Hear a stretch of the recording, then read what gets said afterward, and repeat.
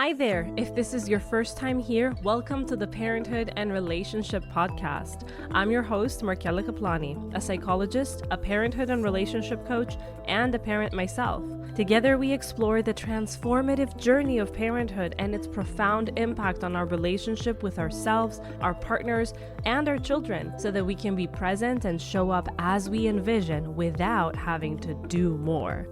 Let's get into today's episode. Hello. It's been a week for me. And honestly, recording this today on the topic we're about to discuss is a nice break from it all.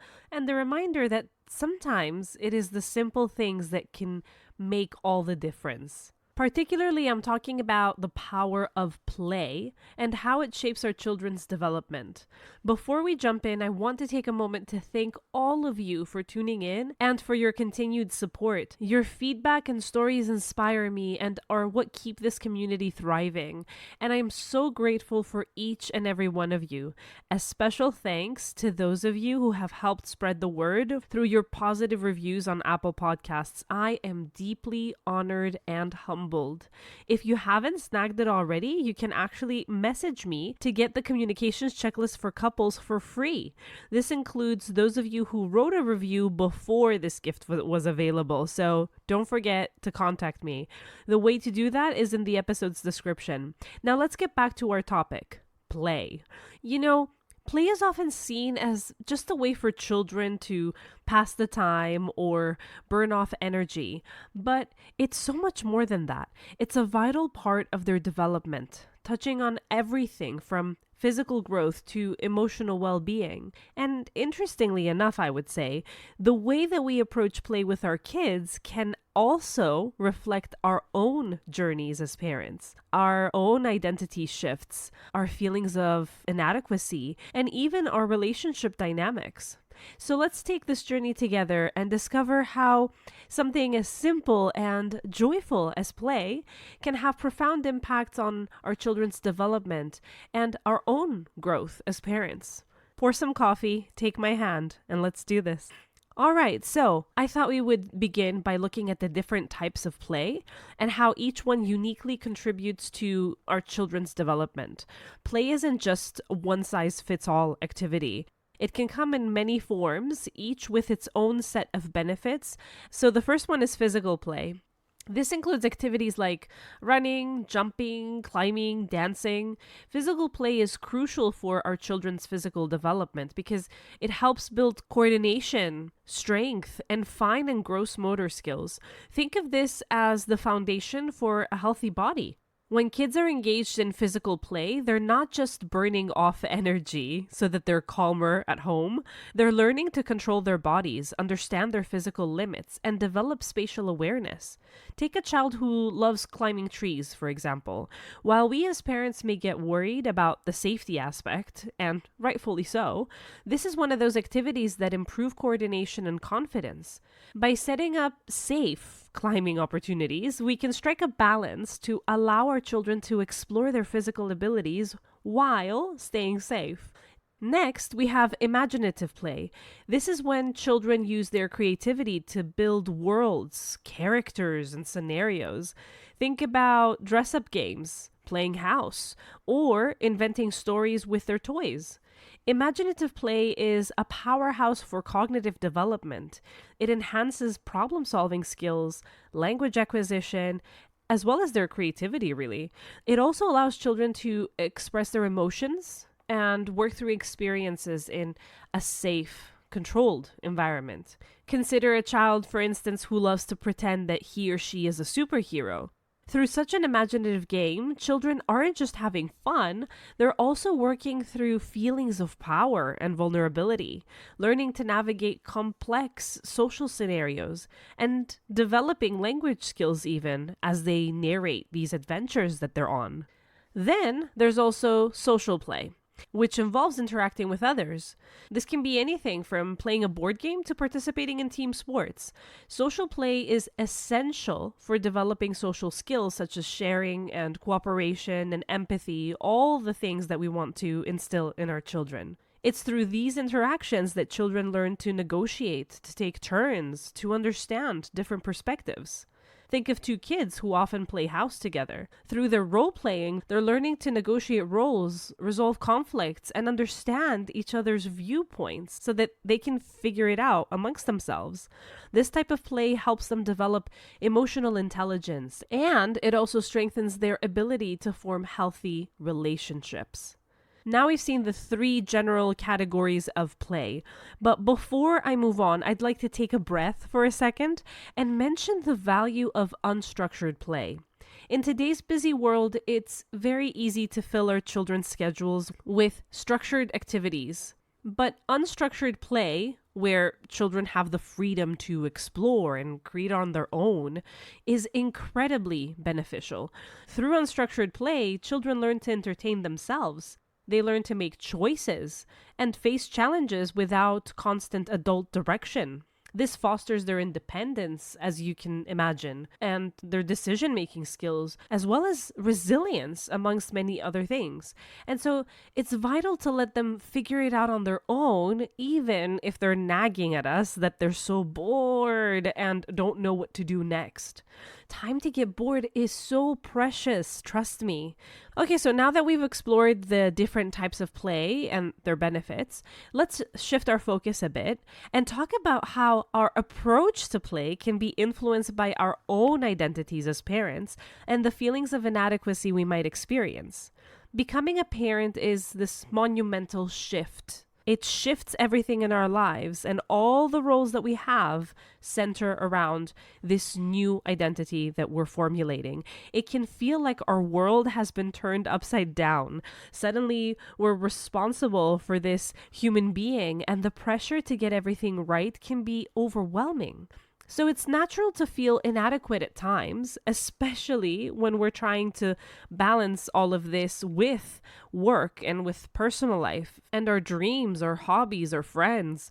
These feelings can sometimes lead to us overcomplicating things, to trying to find solutions that will rid us of the pressure that we feel, the overwhelm, potentially the guilt and the shame for wanting anything else other than parenthood. I see it often. Parents who feel this immense, often unexpressed pressure to ensure their children are always engaged in meaningful activities. Children's days are filled with educational toys, structured play dates, and various classes like piano, dance, robotics, swimming. And don't get me wrong, these are great.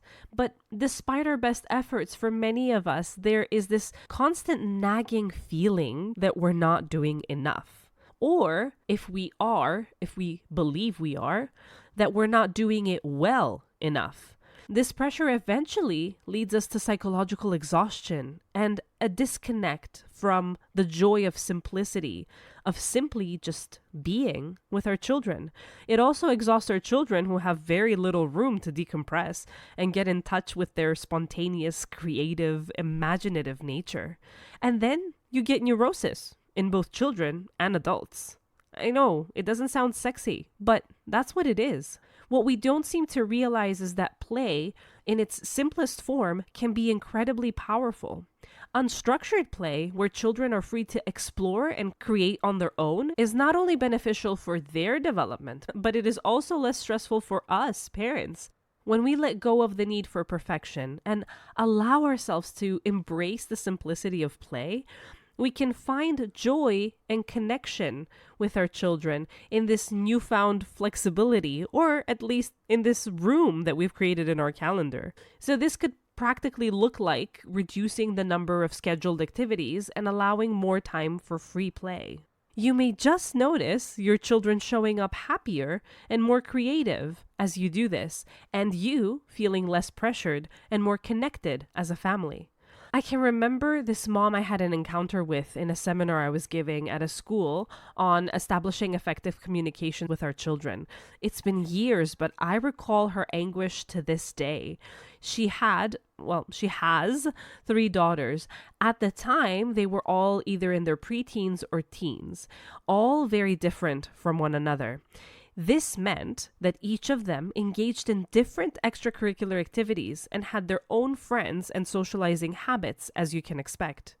This mom was telling me how she was overwhelmed, basically spending her entire day being taxi driver who's playing Jenga in order to be where she's needed at the time that she's needed. She was torn to bits. She was drained and knew that this was contributing to the difficulty in her communication with her girls.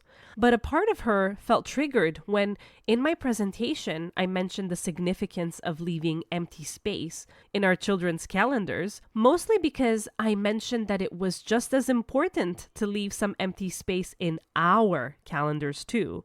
Because if we are overwhelmed, how are we supposed to show up and practice any of the techniques I was suggesting from a shattered nervous system? She felt she would be betraying them and her duties as a good mother. That good old classic mom guilt.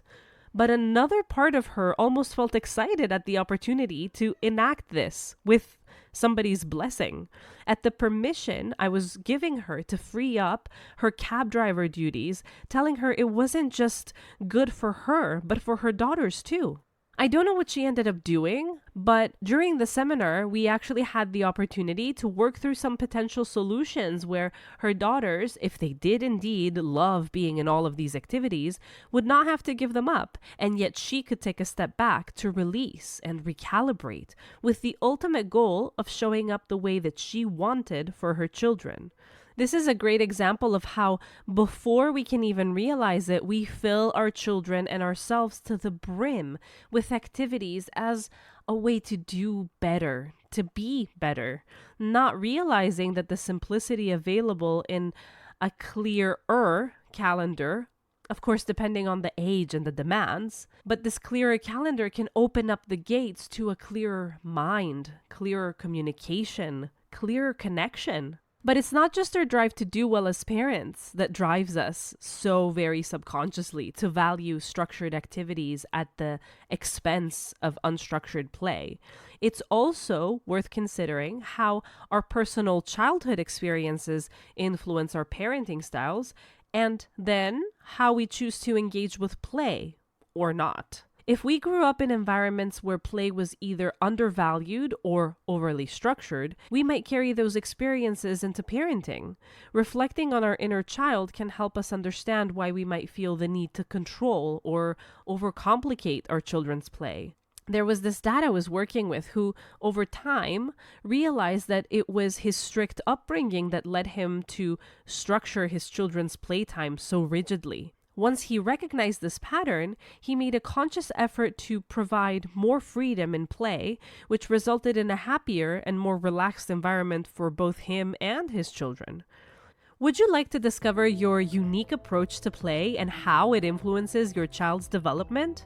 Go to markelakaplani.com/playstyle, all connected, so that you can find out your parenting playstyle and get personalized tips to make playtime even more effective and enjoyable for both you and your child. Embracing the simplicity of play can help alleviate feelings of inadequacy. It's a reminder that being present and engaged with our children is what truly matters, rather than striving for some unattainable standard of perfect parenting. In our day and age, we can be easily led to believe that the more things we do, the better parents that we are. And so it takes conscious effort to step away from that before we can sense the benefits of doing otherwise. So then, in order to help you with that conscious effort I just mentioned, let's talk about how simplifying play can address relationship troubles in parenthood. While raising children is full of joy, it can also introduce stress and conflict into a relationship. And that's all part of the process. These challenges stem from various sources, such as differing parenting styles, the pressure of balancing work and family life, and the emotional toll of parenting itself. One significant way that play can help is by providing a natural, stress-free way for parents to bond with their children and with each other. When we as parents engage in play with our kids, we are, of course, supporting their development, but we're also creating moments of connection. And this strengthens the entire family unit. It's something that we can all share. Engaging in play allows us to connect with them on an emotional level. And this connection can create a sense of unity and shared purpose, which can help alleviate tensions between partners as well. If it's possible, and whenever it's possible, when both of us as partners and parents can participate and play with our child or children, we can experience the laughter and joy that comes from seeing our child play happily and engaged. These positive interactions also help offset the stress and the conflicts that arise in other areas of life. It's not shocking or something new or something atypical that many parents argue on account of their differing approaches to discipline and routines. However, in spending more time with our children playing together, couples discover new ways of enjoying each other's company, to see the strengths that each of us brings to parenting. This shared activity becomes kind of like a foundation for improved communication and mutual respect. Simplifying play also reduces the pressure that we feel as parents to constantly provide these structured and educational activities, like we said before.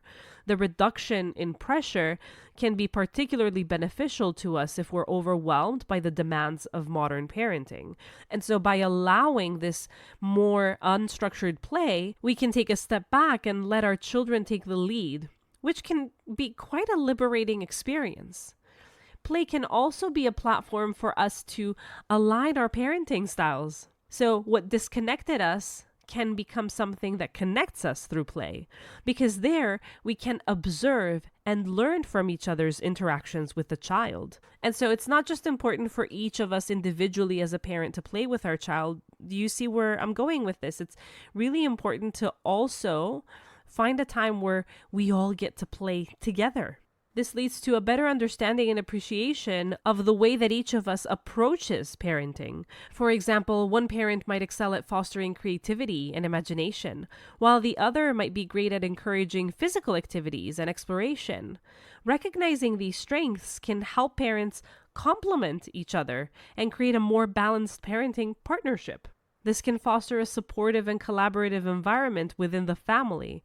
Children learn from watching us, and seeing us play together teaches valuable lessons about partnership, respect, and love. So in understanding all of this, let's look at some practical strategies for promoting healthy play. How can we get out of the structured funk? How can we get out of our heads and out of the guilt and the shame that we carry so that we can allow for peace to develop?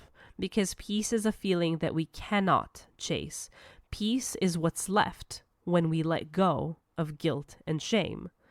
So the tips I'm about to give you are designed to help you incorporate more play into your child's life in a way that is both beneficial and manageable for you as a parent. First, let's talk about identifying and reducing the barriers to play. One of the most significant barriers today is screen time. While technology can have educational benefits, and, sometimes it can allow us to breathe and take a moment so that we can keep our composure, it's essential to balance screen time with physical and imaginative play. One thing that we could do here is to set clear limits on screen time and encourage our children to engage in other activities. Outdoor play is incredibly beneficial for children, for instance. This could be as simple as going for a walk in the park after we pick them up from school, playing in the backyard after lunch, or organizing a small nature scavenger hunt on the weekend. Creating a play-friendly environment at home is another effective strategy. To do this, you can designate specific areas where children can play freely without worrying about making a mess. This might include a corner of the living room with art supplies, a playroom with building blocks and toys, or an outdoor space with room to run and explore. And then you can pair this with encouraging independent play, because this is crucial for the development of our children's creativity and problem-solving skills. What that looks like is providing them with a variety of toys and materials that can be used in multiple ways. And so the building blocks we mentioned before, or the art supplies, or the dress-up clothes can be there for them to do what they want with them, what they have imagined. Encourage them to come up with their own games and stories. not only are you fostering their independence, but you're also giving yourself much needed time to relax and take care of other responsibilities. It's a win-win. At the same time, though, while independent play is essential, let's not forget the value of joining in on the fun. Playing with our children strengthens our bond, like we said before, and so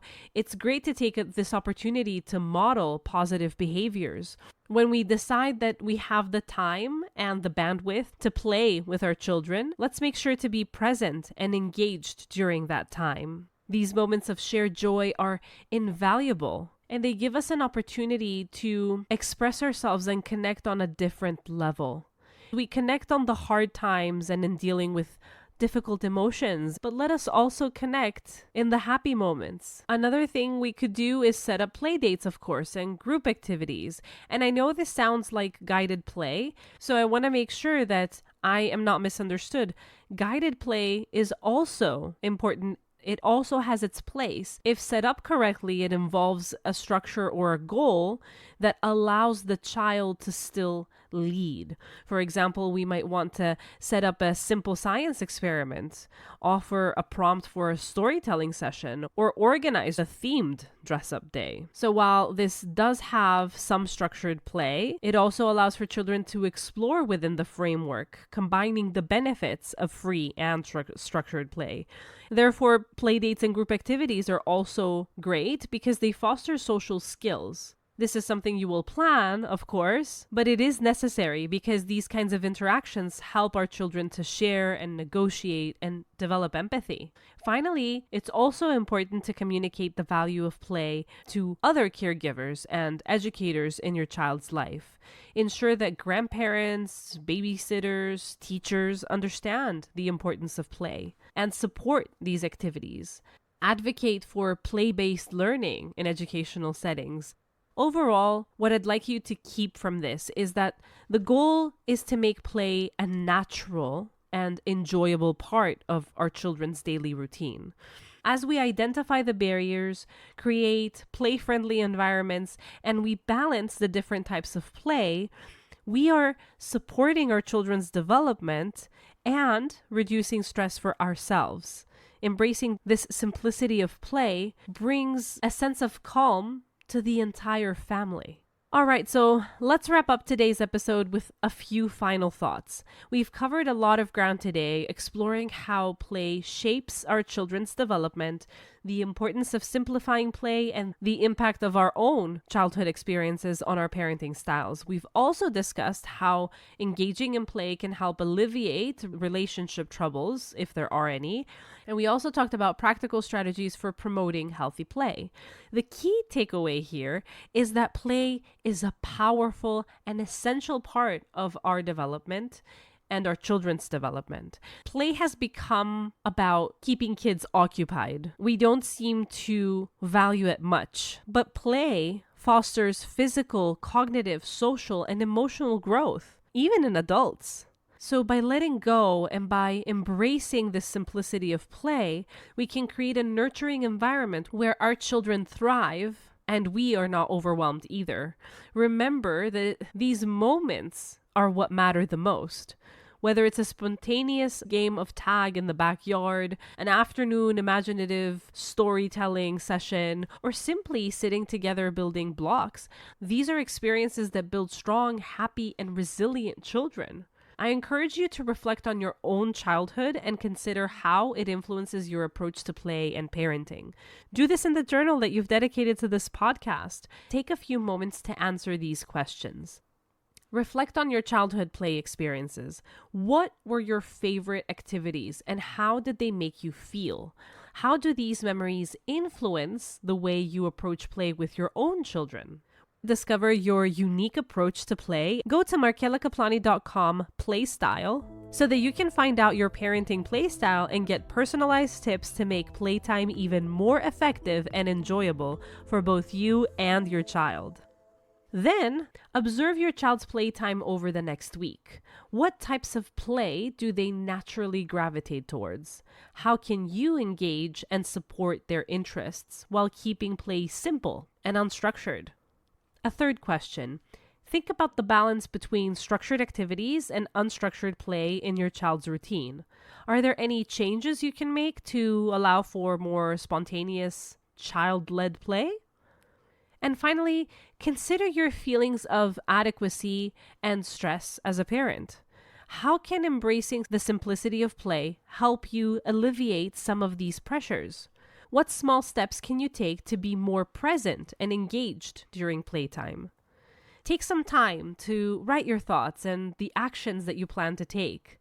Journaling is a powerful tool for self-reflection and growth, and it can help you become more intentional in your parenting journey. No wonder that I have a journaling exercise at the end of each episode. Wink, wink. Use this awareness that you get from this exercise to make conscious, positive changes that benefit both you and your child. And don't forget to take care of yourself along the way. Parenting is a journey, and it's okay to seek support and embrace simplicity. Thank you for joining me today. I hope you found this episode helpful and inspiring.